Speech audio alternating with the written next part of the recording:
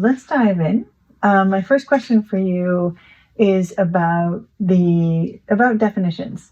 So, if you were to explain for your audience and give your visitors a definition for what the term that you have coined, which is figurative spatialism, tell us about that. What is figurative spatialism, and how would you define that for the audience of your work? Figurative spatialism is a method of and a style of painting that I've developed throughout the years where I treat the figure as the space through which we can see the layers of paintings underneath. I paint in layers, and each layer is composed of symbols and gestures, but usually the final layer is a figure, usually a human being, but not all the time. But the figure is open, and it becomes the space or the window or the portal through which we see the layers underneath. And this is a way for me to point towards the forces that make up everything, the forces that make us up. And this is a way for me to show that the human being is made up of these unseen forces. And it's a way for me to point towards the inside. We've often spoken about these unseen forces. And I know that you sometimes refer to this as human power, capital H, capital P. I'd love to hear a little bit about this notion of human power, maybe within the context of some of the influences that guide and direct your work. So you've talked about how, first, why don't you tell us a little bit about what you mean by human power? What does human power mean to you? Yeah, I've recently realized that I think all my work, starting from the beginning, has been about human power.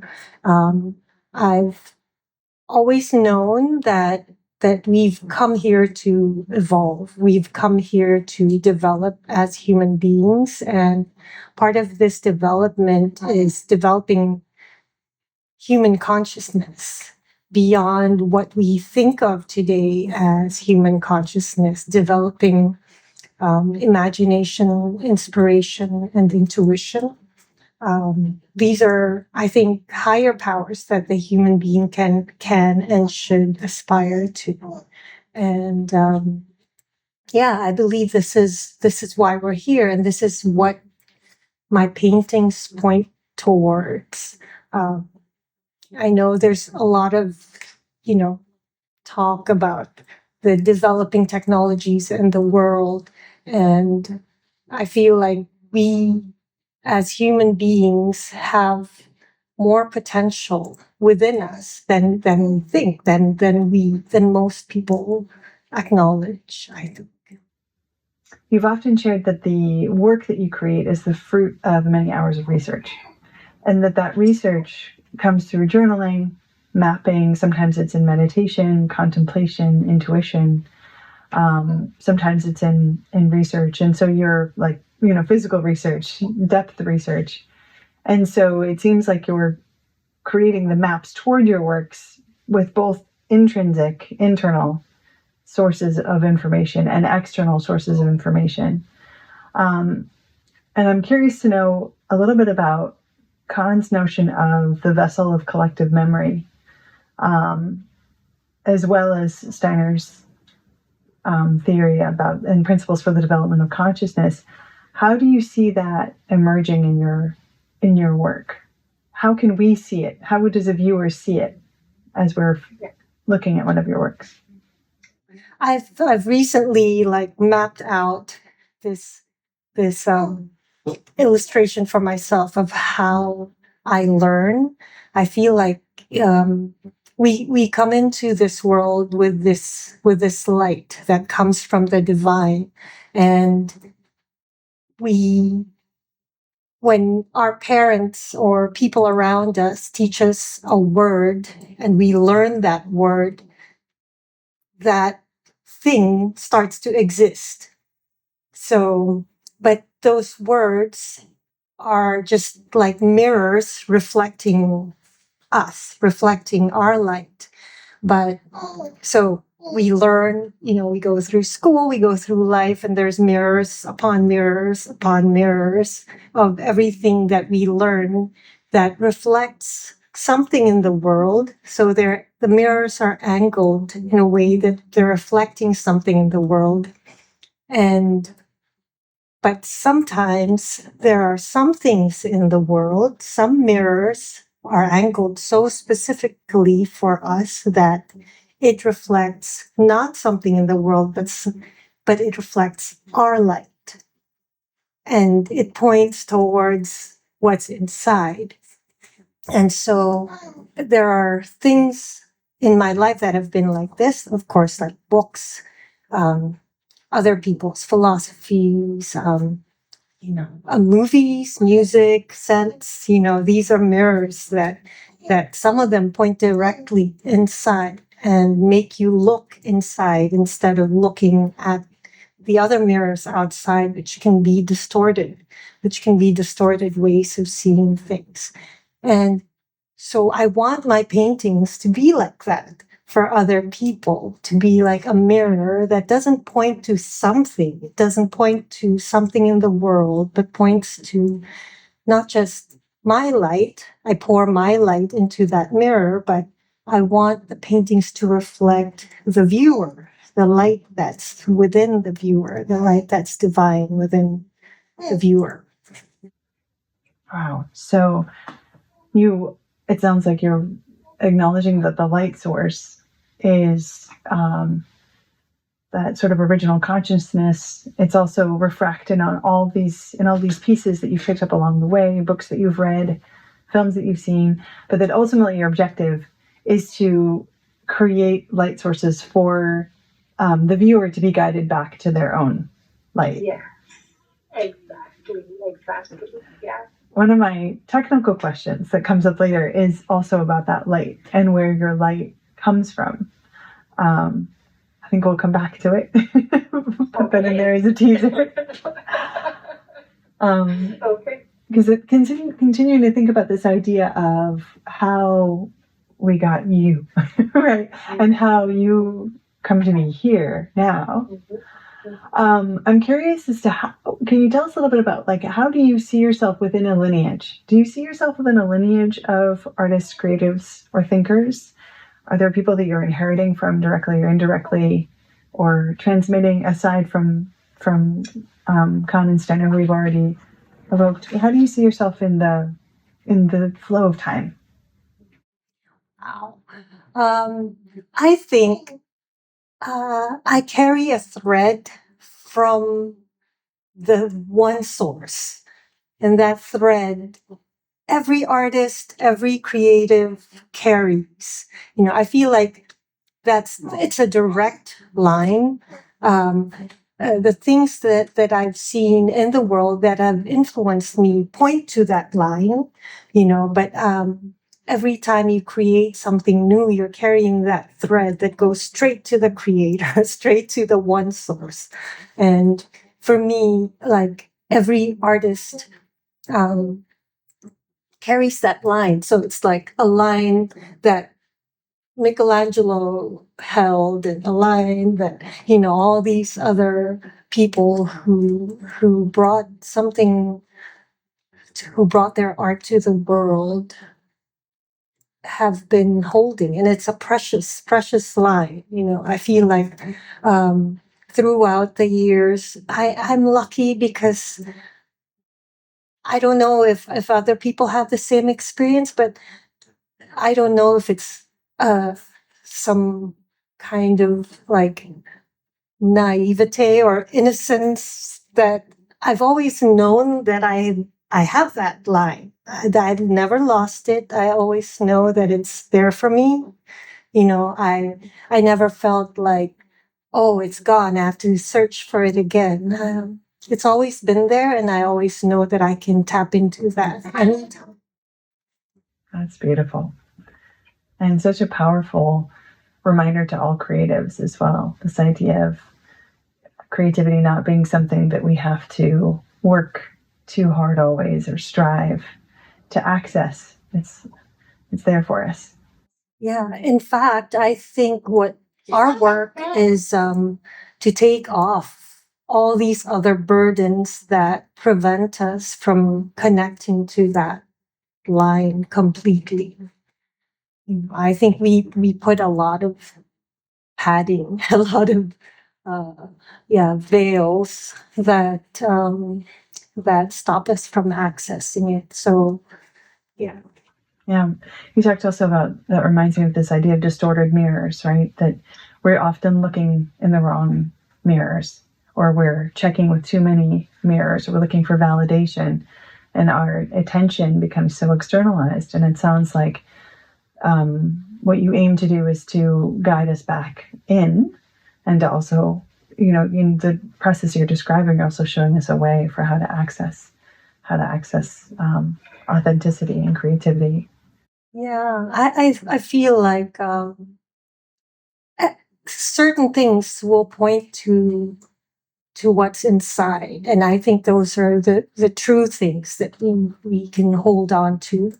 I mean, I think we needed those other mirrors to get to know the world and to live in the world, but with creating art, I think we need to go straight into what's true. I read somewhere recently that the only reality is what's eternal, and what's eternal is your soul, and other people's souls. And I think that's what we try to connect with. It's this idea of namaste, where the divinity in me recognizes the divinity in you. And I think I try to create paintings that kind of reach out to that. Reach to the divinity in your viewer and in the individuals. Let's talk a little bit about the current exhibit. So, Notes for Exaltation. It contains a collection of large works. All of your works are large, large format these days. But what I'm fascinated by is the combination, the fact that the source material for this particular exhibit comes from both tarot and Gnostic verses, which could be seen, if we're looking at it through a traditional historical lens, as sacred source text and profane, or more, that I guess the French would be vulgaire, like in terms of it being of the common people. And I'm curious to know why. Is that happenstance? Is that just what emerged, or was that by design? Can you tell us a little bit about why Gnostic verses and why tarot for this exhibit? The interesting thing about the tarot, what I've dug up, which is a mirror. It's a mirror that has pointed inside me. So I kept, investigating. And the more I investigated, the more I realized how sacred it is. So I found out that the Egyptians used the tarot as a method of initiation. So I investigated that. I was not interested in exploring the tarot as an instrument for divination. I was more interested in this, in how the Egyptians used it to raise the consciousness of the human being into initiation. And so in that way, I found a lot of similarities between that and what I was reading in Gnostic text, which was about lifting the human being up, raising the sleeping part of the human being, towards the light. Um, which is also why the title of this show is Notes for Exaltation, because these are instruments. I was focusing on the first card of the tarot, which is the Magician, and the four instruments on the table of the Magician in that card. And I wanted the paintings to also be like instruments to exalt the human being, to lift up human consciousness. Beautiful. The word instruments reminds me of a recent series that you had about instruments for consciousness, instruments for listening, instruments for breathing. And I'm curious about your relationship with your viewer. When you are writing on the layers, so as we look at the ways in which your layers emerge, sometimes there's a bright color, sometimes there's a word, sometimes there's a question or an invocation. Who are you writing to initially? Is that directed to the viewer right away, or is it directed toward your wish for humanity? Whom are you interacting with as you're creating your layers? The words, I use words as a way to enter the painting. I noticed that when we see a letter, we look for a word. When we see a word, we look for a phrase. We look for meaning, and this is a way for me to pull, for a closer look, But usually the words are words that come to me while I paint. Sometimes it has nothing to do with what I have researched or what I intended the painting to be. But these are words that just crop up, and I want to portray what it is that I'm receiving. As we're speaking, we're hearing the ambient noise around me. I'm in New York City. We're hearing your family around you, and so I'm curious about relationship now, because in some of your pieces we see figures that are archetypal. We see figures that are symbolic. We see figures that are mythological or that are evocative of those larger archetypes or mythological figures. And then in some of the paintings, it's a combination. It's the mythology, but it's also your family. And so I'm curious to know, for the viewers who know and love your work, what you'd like to share about how relationship comes through in your painting. As a true global citizen, you've lived in 3 different countries. You live with someone who is both of the Philippines and Indigenous Canadian. Your household transcends so many different territories, and we met in a context too like that, right? We met in a house full of people from Mexico and Tanzania and all over the world, in downtown Los Angeles, right at the time of that big transition. And so, as a viewer and a lover of your work, I'm curious, when I look at these figures, how does relationship with your family, with your loved ones, come through and show up in your work as well? Ultimately, I guess you can't take that away. I mean, the paintings are digested information, both coming from my spiritual life and my life. And yes, living in these different places has affected me, has changed me. I feel like there's a different me in each of those places, and a different set of paintings came out of me in each of those places. And family matters to me a lot. And a lot of the research that I've done, a lot of the work that I've done, especially in the last decade or so, I think has a lot to do with research I've done about Mecca, my daughter. We put her in a Waldorf school, in elementary school, and it was encouraged that parents would learn about the principles behind the curriculum so that we can implement some of these strategies at home. So, but I really loved the curriculum. I really loved the philosophy of the Waldorf School, and I really researched into it. And a lot of my paintings had come from that. The books that Mecca was reading in school, I was reading at home. Like when they were going through Norse myths, I was reading Norse myths, and my paintings were about the Norse myths. Then she went into Greek mythology, so I learned a lot. It was an education for me too, and I can't help but have that be part of the paintings. Yeah. Makes me think of impermanence and how impermanence is both an acceptance and a gift. That we have to learn to accept the impermanence of our, children growing up and getting older, and yet without it, we wouldn't have this journey of discovery and learning to learn along with them.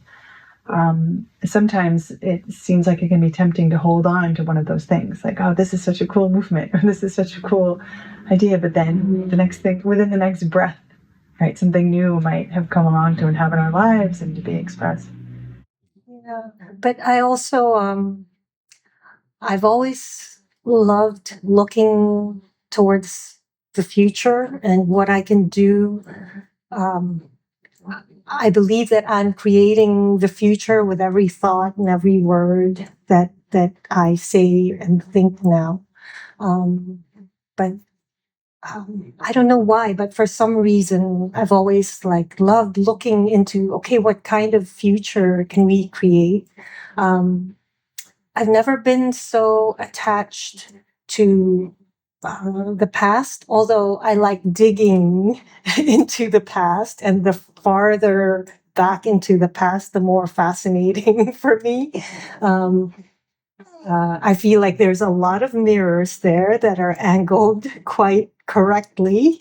But I do love imagining what the future could be like, and I think that's a power that we artists, poets, designers, architects have. Like, this is something we need to nurture because we are creating the future. Everything that's man-made, that we're enjoying right now, that we're using right now, had been imagined by someone in the past, and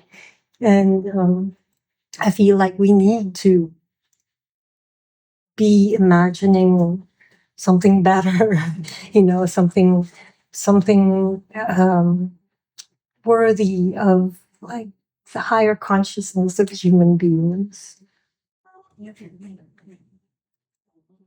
This notion of feeding and fueling the future with what we make, right? Not just with our hands, but with our thoughts, with our ideas, with our conversations. It seems like an extra weighty responsibility right now. And one question I have for you is, given the heaviness that so many people are holding right now, it can be a hard time to continue to look for awe. And I wonder what, as someone who spends time in the realm of thought, who spends time in creation, and almost at times with a monastic level of dedication, I would say, what advice do you have for people who are confronted with news that's so hard to bear right now, in terms of how to continue to fuel that better future that we all need so much to imagine? Well, I think for me, what works is looking inside. I mean, for me, that I have a practice where I'm fueled. I'm and mornings are difficult for me. I feel like when I wake up, that's when all these fears come back. All these everything I have to do today, and what I have to go through, and what is the world like. But once I sit down and focus inward, that's where I really get my fuel. That's where I really get filled up, and then you see the world differently after that. I mean, I think it's our eyes, our perspective that needs to change. I think for a lot of people, it's trying to change this outer world, and that becomes really overwhelming. And trying to change other people, that's overwhelming. But one of the most beautiful things I've learned in Buddhism is that you can't change someone else. You can only change yourself. You can change your perspective, and you can change what you're doing right now. But that's, I think, just seeing the world a certain way, and seeing what's good that's around you. Everything, there's a gift in everything, I think. We just need to try to find it. And for me, looking inside, I mean, I see that the most, well, the happiest people I know are people who have something spiritual to lean back on. Um, Something, it doesn't have to be one particular thing, but yeah, which is also why I create work that kind of points in that direction, because that's something that has worked for me. And I can't change anybody, but I can point towards, the part of them that's good, the part of them that's divine. So, Pointing to the spirit, I'm reminded of the phrase by Thich Nhat Hanh, the way out is in, right? The way through is in.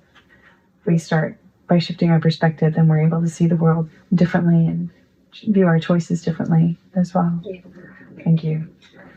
I have a couple of technical questions. The first is, where do the colors come from?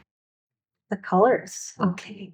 I love mixing colors. I would rarely use colors from the tube. I love discovering new colors. I love, well, I don't know if discovering is the right word, but there's just, I fall in love with colors. There's it's like delicious to me. I think I try to, um, some of my work are specifically, like, they have the color palette of cake. They have the color palette of macarons. Exactly. Color, like scent, has this internal effect, and it's like a direct link to the subconscious. And I feel like I can taste color. It, it's just something that I really love. And when I look at the paintings, usually I don't spend a lot of time with the paintings that I've already made, because I don't like to be influenced by even my own old ideas. But I mean, when I do sit down and take a look at them, it's just really, a lot of it is enjoying the color. And also, it's light. I have this thing about light, and each space that I'm in, each space that I've lived in and worked in, has a specific light that influences my work. I'm very aware of how the colors reflect light and bring a different energy. Each color that reflects the light brings a different energy to the space, and I'm very, very aware of that. This painting that I have beside me right now is my hermit, and we have it at a spot where in the morning I can see it's a different blue, and at around like 6 or 7 in the evening, like that blue is just I I've never seen a blue like it, and I just love seeing that blue change throughout the day because it's reflecting the light in a different light, and the light is never the same, So I feel like it's a different painting. Each painting is a different painting in each one. It makes it sound like they're landscapes too. If you really want to know a landscape, you need to see it in different seasons and different lights. I mean, this idea that you can return to it as a landscape that's going to offer you something new through its light. It's never the same. Yeah, that's beautiful. And a constant source of inspiration and joy, especially if it looks like cake. Hopefully it's and wonder and delicious thoughts. Yeah.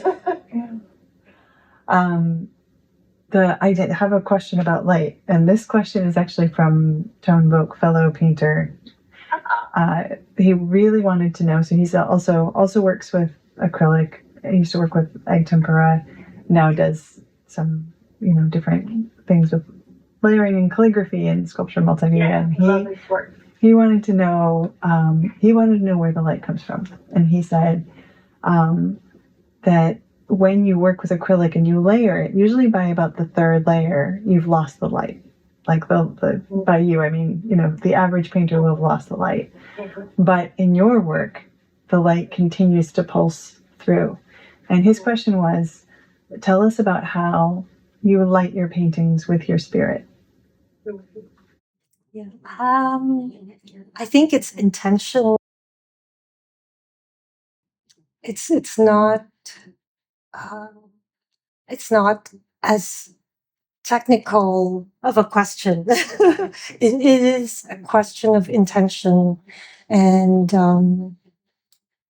but I'm sure there's some technical level of skill that is needed, but after a while you come to a point where it's not about that and it's about the intention. I don't even think about any of that. When I paint, um, I don't know what I think about when I paint. It's just, coming out of me. Not that it's unconscious, not that it's, that I'm in a trance. I'm not. But it just feels like a flow.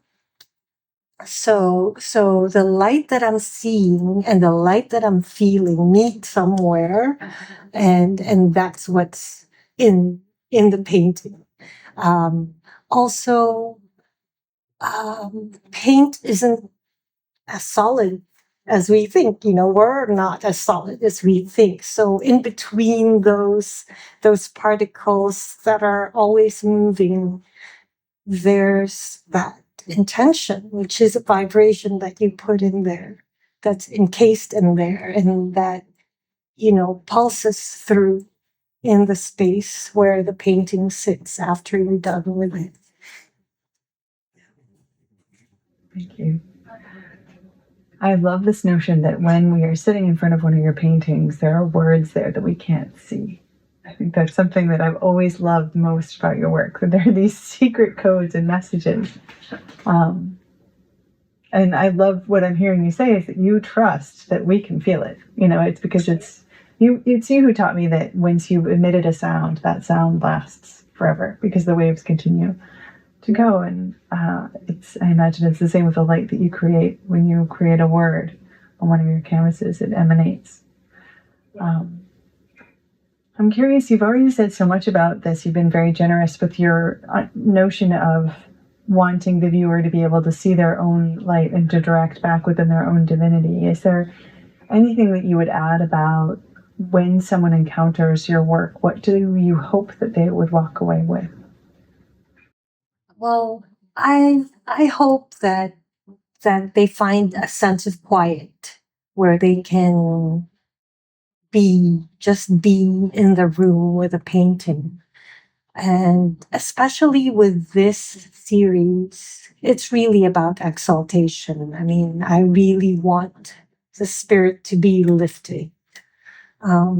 whether it can be understood or not. It doesn't matter if the viewer doesn't understand what's happening. I feel like um, it the light, the intention, the colors, these all push the spirit up. And so that's what I hope to achieve with this show and with the 6 paintings that are in the show. An elevation of the spirit through a moment of quiet. It sounds like a medicinal practice where the person receiving might not even be fully aware of what's happening, but is at least receiving that moment of quiet. And that, Yeah, I think also just consciously viewing something, giving it attention. There's already an openness there, um, that lets a connection happen. yeah, indeed. And attention being one of the more precious, endangered resources of our time as well. Yes. This is our gift, and we need to be. It's very precious. It's very precious. Attention, where your attention goes, your life force goes, your time goes. So that will make up your life. Wise words, definitely something we need to be reminded of frequently. I have one last question, which is what remains mysterious in your practice? There's a lot of mystery. I feel like I'm only scratching the surface, but at the same time, um, I feel like I already know it. There's already something in me that's connected to the all-knowing, which is the gnosis. It's already there. It's already in each person, and I just need to polish off all these things that are all the veils. Just my work is about taking the veils off, and I'm excited to feel that light and feel that knowing more clearly. That's what I'm excited about. I mean, I feel like all the mirrors that point towards me, those aha moments are just like, oh, I knew that. I knew that, but now it's being confirmed by a mirror that's outside of me. And I feel like that's how I really learn. And that's how, okay, a veil has been taken out, a veil has been taken off. And it's just this process of pulling the veils off and just retaining that, or remembering that knowing that's already within. Remembering the knowing that's already within. If only, I wish for your work and for your voice to be able to continue to achieve this objective, not only for you, for us, but for future generations as well. Some thought leaders are saying that the veils just keep getting thicker with every new digital device that we add to our world. Seeing clearly that porousness between self and the cosmos gets more challenging. And so we need you. We need you to be taking those veils off for us. I have hope. I think, it can be just like that. It can be just a quick insight, and oh, you're remembering something. That's the thing. It's already there. We don't need to pour any new information onto anyone. It's just, unraveling what's already inside. And I have hope that, if it's inside everyone, then it can just be even a word, or it can just be something. One moment can change the direction. Yeah. Yeah. Wonderful. Thank you so much for this time and for your work and for the opportunity to do a deeper dive on your newest exhibit, Notes for Exaltation. I'm thrilled to learn more about your process and to continue this conversation. And I'm just very grateful for you. Oh, I'm very grateful for you too. Thank you for this conversation, Jamie. This was wonderful. Thank you, Chati.